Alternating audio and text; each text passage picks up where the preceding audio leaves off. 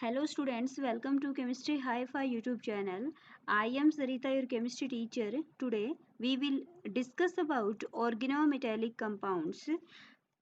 Here today we will study only about its introductions. Organometallic compounds chemistry जो है ये net के point of view से very much important है. At least 6 to 8 questions every time net के exam में इसमें से पूछे जाते हैं. Okay, so let's start organometallic compound, its introduction. So means organometallic is a word made up of two words, organo and metallic. Organo means carbon, metallic means metal. So organometallic compounds are the compounds which have at least one direct metal carbon bond. क्या है organometallic compound? ऐसे compounds हैं जिसमें कम से कम एक direct bond होना चाहिए metal और कार्बन का. अब जो मेटल और कार्बन का बॉन्ड है वो जरूरी नहीं कि इनिशियली प्रेजेंट हो. जब कैटालिटिक साइकिल होती है उसके ड्यूरिंग भी वो फॉर्म हो सकता है. ओके, फॉर एग्जाम्पल जो ग्रिग्नार्ड रीजेंट है ये भी ऑर्गेनोमेटेलिक कंपाउंड है. अल्काइल लिथियम है, जीएच साल्ट है. ठीक है, जीएच जो साल्ट है ये फर्स्ट ऑर्गेनोमेटेलिक कंपाउंड है. और जीएच साल्ट क्या है? जीएच साल्ट प्लेटिनम का कॉम्प्लेक्स है.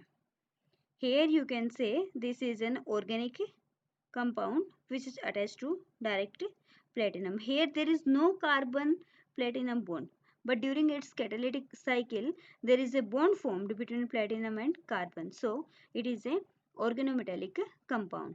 This is GH salt. If here it is positive, then here should be negative. Okay.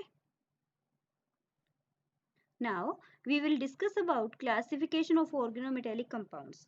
Organometallic compounds can be classified into three categories depending upon the nature of metal used. If main group element or metal is used, then main group organometallic compounds called. If transition metal used, then transition metal organometallic compounds known. And if lanthanides and actinides are used, then lanthanide actinides organometallic compounds will be formed. So let's start one by one. First is main group organometallic compounds. Main group means S block और P block. तो main group organometallic compounds में metal कौन सी हो सकती है? या तो S group से होगी या फिर पी ब्लॉक से होगी. एस के अंदर आपको पता है कि alkali metal, alkaline earth metal आती हैं और पी ब्लॉक एलिमेंट से भी कोई भी मेटल इसमें हो सकती है. एग्जांपल के लिए आप लोग यहाँ पर देख सकते हो कि जो ये अनब्यूटाइल लिथियम है ये एक मेन ग्रुप ऑर्गेनोमेटेलिक कंपाउंड का एग्जाम्पल है. ग्रिग्नार्ड रीजेंट भी, अल्काइल लिथियम भी, एटसेट्रा. ठीक है. सेकेंड जो क्लासिफिकेशन है वो है transition metal organometallic compounds. Transition metals कौन सी होती हैं? डी ब्लॉक एलिमेंट्स को हम क्या बोलते हैं? Transition metals. क्योंकि डी ब्लॉक में मोस्टली जो एलिमेंट्स हैं वो सबके सब क्या है? मेटल्स होते हैं. तो ट्रांजिशन मेटल ऑर्गेनोमेटेलिक कंपाउंड्स में मेटल कौन सी होगी? डी ब्लॉक एलिमेंट से होगी. एग्जाम्पल के लिए आप लोग यहाँ पे देख पा रहे हो कि जो ये आपका टाइटेनियम का कंपाउंड है और ये आपका आयरन का कंपाउंड है. जो सेकंड कंपाउंड है इसका नाम क्या होगा? फेरोसिन. और फर्स्ट कंपाउंड क्या होगा? दोनों ये जो रिंग आपको दिखाई दे रही है साइक्लोपेंटाडाइइनाइल रिंग है और ये आपके क्लोराइड लिगेंड है. तो क्या हो जाएगा नाम? Dichloro di cyclopentadienyl titanium. Okay, clear है. नेक्स्ट क्लासिफिकेशन इज लैंथेनाइड और actinide organometallic compounds. Means metal कौन सी होगी? F block elements. और आपको ये भी पता है कि एफ ब्लॉक एलिमेंट्स में आपके पास दो सीरीज होती है. एक में 4F की फिलिंग होती है और सेकंड में किसकी होती है? 5F की. तो 4F वालों को हम क्या बोलते हैं? लैंथेनॉइड्स. क्योंकि ये लैंथेनाइड्स जो हैं फॉलोड होते हैं लैंथेनम के. और 5F की जिसमें फिलिंग होती है उसको बोलेंगे एक्टिनाइड्स क्योंकि एक्टिनम से ये फॉलोड होते हैं, ठीक है। तो लेंथेनाइड एक्टिनाइड ऑर्गेनोमेटेलिक कंपाउंड्स में मेटल कौन सी प्रेजेंट होगी, एफ ब्लॉक से। एग्जाम्पल के लिए आप लोग यहाँ पे यूरेनोसिन देख सकते हो, यहाँ पर जो मेटल है ये कौन सी है, यूरेनियम मेटल है, एक लेंथेनाइड है यूरेनियम, ओके। ऑर्गेनोमेटेलिक कंपाउंड्स, इनकी एप्लीकेशन क्या क्या है। फर्स्ट जो एप्लीकेशन है वो ये है कि ऑर्गेनोमेटेलिक कंपाउंड्स को हम एज ए रिजेंट यूज करते हैं। हमने पढ़ा है कि जैसे कि हम कोई भी ऑर्गेनिक केमिस्ट्री के अंदर रिएक्शंस पढ़ते हैं, उसमें हम रिएजेंट लेकर चलते हैं। ग्रिग्नार्ड रिजेंट हो गया, अल्काइल लिथियम हो गया है, गिलमैन रिजेंट हो गया है, सबके अंदर मेटल और कार्बन का डायरेक्ट बॉन्ड होता है, जो सबके सब ऑर्गेनोमेटेलिक कंपाउंड्स हैं। तो हम बोल सकते हैं कि ऑर्गेनोमेटेलिक कंपाउंड्स का हम यूज करते हैं as a reagent, okay. Second जो इसकी एप्लीकेशन है वो ये है कि जो ऑर्गेनोमेटेलिक कंपाउंड्स है उसको हम एज ए ड्रग भी यूज कर सकते हैं।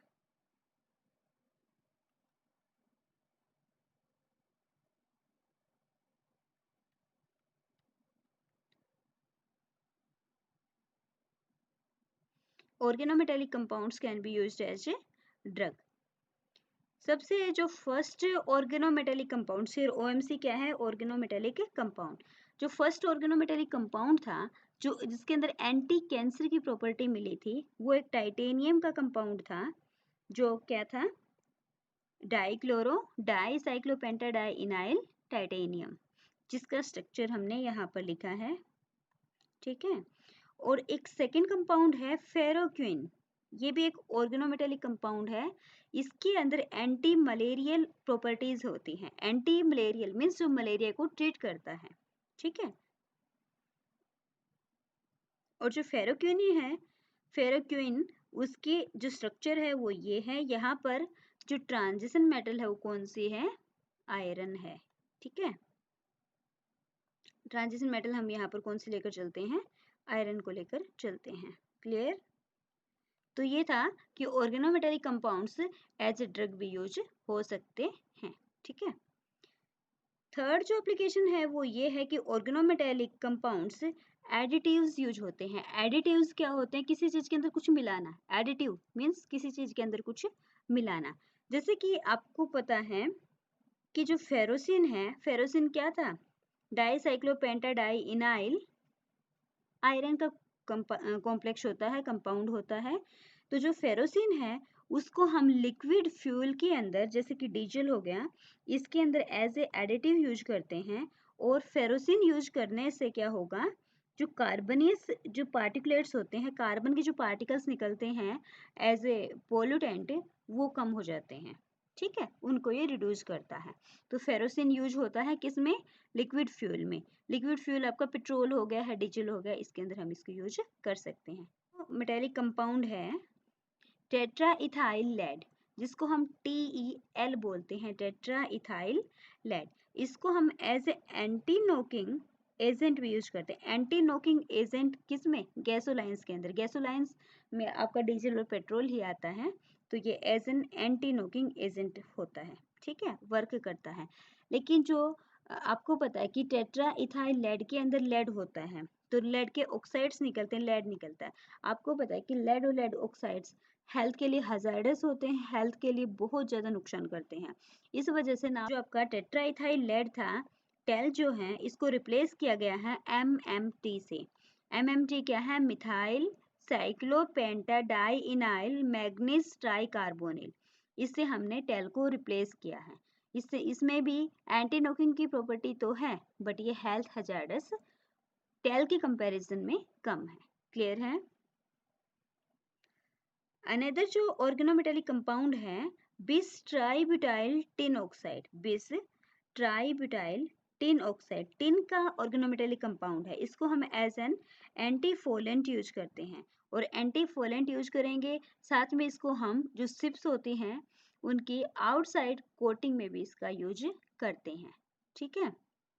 अनदर एप्लीकेशन जो है ऑर्गेनोमेटेलिक कंपाउंड्स की वो है कि organometallic compounds can be used as a catalyst.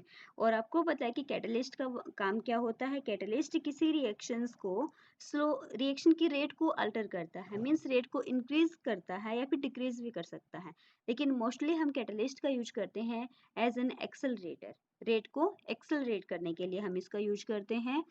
तो ऑर्गेनोमेटेलिक कंपाउंड्स कैटलिस्ट भी यूज हो सकते हैं। कैटलिस्ट क्लियर है।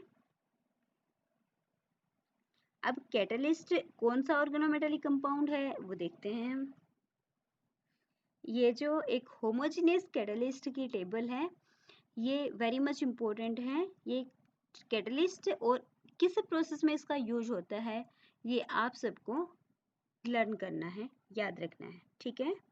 तो फर्स्ट जो कैटलिस्ट है ये रोहोडियम का कैटलिस्ट है, ठीक है। रोहोडियम का कैटलिस्ट है, इसको हम बोलते हैं विल्किंसन कैटलिस्ट। क्या बोलते हैं? Wilkinson catalyst. इसका यूज होता है हाइड्रोजिनेशन में। Hydrogenation means addition of hydrogen. Second जो कंपाउंड है ये कोबाल्ट का है। कोबाल्ट का कार्बोनिल के साथ कॉम्प्लेक्स है। इसका हम यूज करते हैं हाइड्रोफॉर्माइलेशन में। किसमें यूज करते हैं? हाइड्रोफॉर्माइलेशन में। अनदर भी जो कंपाउंड है वो रोहोडियम का है। इसका हम यूज करेंगे मिथेनॉल कार्बोनाइलेशन में। इरिडियम का सिमिलर कॉम्प्लेक्स है, इसका हम यूज करेंगे सेम मिथेनॉल कार्बोनाइलेशन में। मिथेनॉल का कार्बोनाइलेशन करना हो तो यूज करेंगे। फिर आपके पास ग्रब्स फर्स्ट और सेकेंड जनरेशन के कैटलिस्ट हैं जिसमें रत्नियम मेटल को यूज किया गया है। इन सब का काम होगा ओलेफिन मेटाथेसिस में। अब जो ये वर्ड हैं olefin metathesis, hydrogenation, hydroformylation, methanol carbonylation, इन सब को हम वन बाय वन करके अपने नेक्स्ट आने वाले चैप्टर्स में पढ़ेंगे, ठीक है। यहाँ पर सिर्फ आपको ये टेबल याद करनी है कि क्वेश्चन नेट के एग्जाम में क्वेश्चन किस टाइप से आता है कि हाइड्रोजिनेशन के लिए फॉलोइंग में से कौन सा कैटलिस्ट आप यूज करेंगे, जिसमें 4 ऑप्शन होंगे तो उस 4 ऑप्शन में से कम आपको एक करेक्ट ऑप्शन आपको मिलेगा ही। तो पूछेगा कि हाइड्रोजनेशन के लिए कौन सा कैटलिस्ट यूज करोगे, आप लोग ऑप्शन देख करके बता सकते हो। हाइड्रोफॉर्माइलेशन के लिए भी सिमिलर वे में पूछ सकता है। तो यहाँ पर इस टेबल में सिर्फ आपको कैटलिस्ट कौन सा है, प्रोसेस किस में यूज होता है, यही याद करना है। क्लियर है?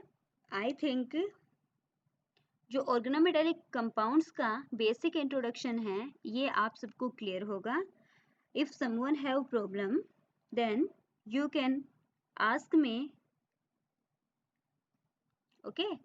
कमेंट कर देना आप लोग अगर कोई प्रॉब्लम है तो जो नेक्स्ट वीडियो आएगी उसमें मैं जरूर उसको एक्सप्लेन करूँगी, okay. Thanks for watching this